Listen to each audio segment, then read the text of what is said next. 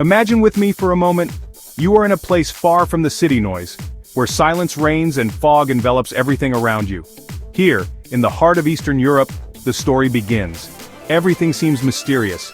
Even the air carries untold secrets. You are in Transylvania, the sky is black as ink and the air is cold, stinging your face, carrying the howl of wolves from afar. The trees sway in the wind, their shadows dancing on the ground like ghosts lurking. Everything here pulsates with mystery, as if the night itself whispers untold stories to you. Before you stands Count Dracula's castle, towering over the hills, its ancient walls telling tales of centuries of secrets and terror. This castle is not just a stone building, but a gateway to another world, a world where truth mixes with legend, and fear becomes part of reality. The local people whisper his name in fear, making signs of the cross whenever his name is mentioned. In their eyes, you see dread. And in their voices, you hear stories of nights when no one dared to go out. Every corner of the village holds a memory or a warning of the darkness coming from the castle. He is the Lord of the Night, the Prince of Darkness, patiently awaiting his guests behind the cold castle walls. No one knows when he appears or how he disappears, but he is always there, watching from afar, silently planning his next move. Count Dracula is not just a name but a symbol of the idea that evil can be both elegant and attractive at the same time. His refined appearance hides an untold brutality, and his calm smile conceals ancient secrets of thirst for blood and immortality. So, are you ready to enter the world of Count Dracula? Do you dare to cross the castle threshold where no one returns the same as before? Here, the adventure begins, and the real horror starts. The story we are about to tell changed the face of horror literature forever, and redefined the meaning of fear in the hearts of millions. Get ready, because you are about to dive into a world unlike any other, the world of Dracula. Before we enter the castle, we must get to know Bram Stoker, the mind who created this hell. In 1897, he published his novel Dracula, inspired by a real Romanian ruler. Stoker didn't invent vampires, but he gave them an elegant face and an aristocratic personality. The novel Dracula was not just a horror story, but a mirror reflecting the anxieties of society at that time.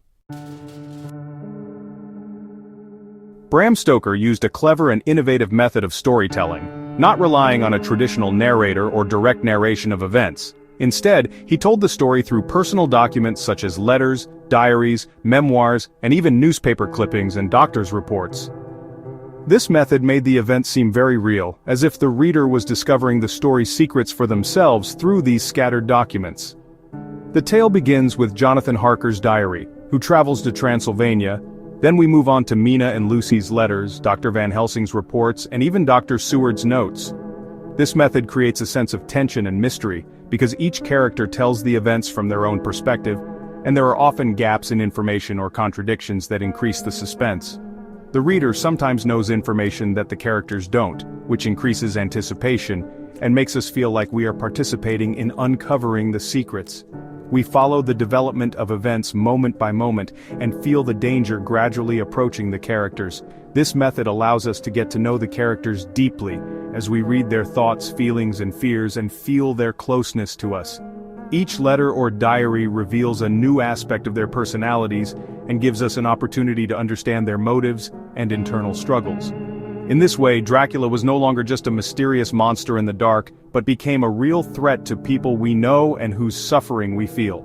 The story transforms from a mere horror tale into a deep human experience, which we live with the characters moment by moment. The story begins with Jonathan Harker, a lawyer who visits Dracula's castle. The locals warn him, but he doesn't believe in superstitions. The road to the castle is dark, and wolves surround the carriage.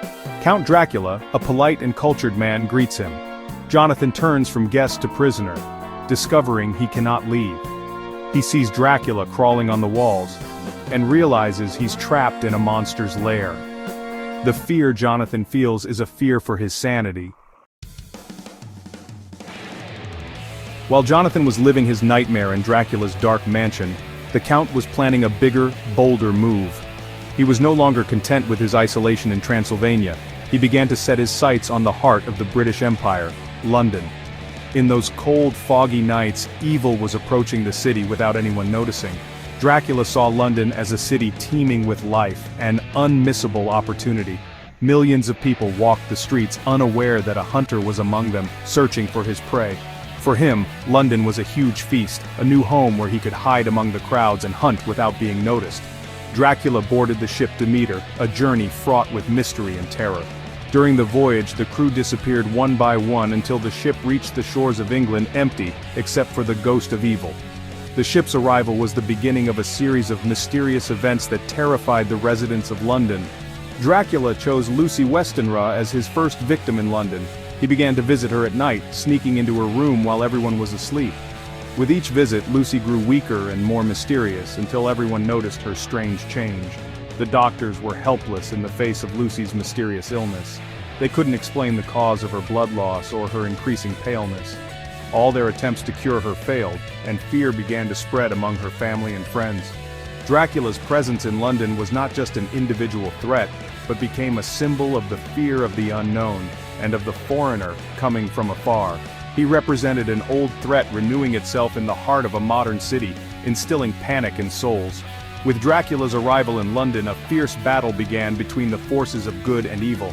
The fate of the city hung between the courage of the few and the cunning of the one from the darkness. Thus began the confrontation that would determine everyone's fate. Lucy Westenra represents innocence and beauty in Victorian society.